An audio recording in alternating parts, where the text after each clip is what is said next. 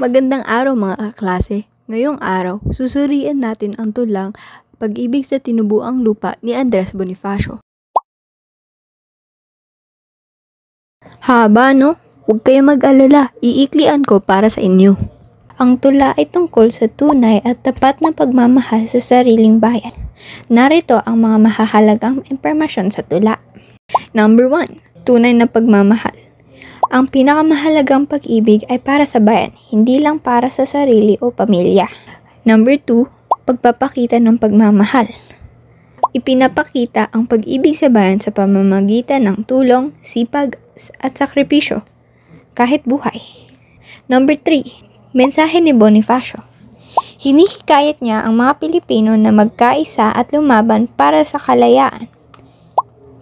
Iyan ang mga pahiwatig sa tula ni Andres Bonifacio. Tandaan natin na bilang isang Pilipino at estudyante, tungkulin nating mahalin at ipagtanggol ang ating bayan sa anumang paraan na ating makakaya. Yun lang, maraming salamat sa pakikinig.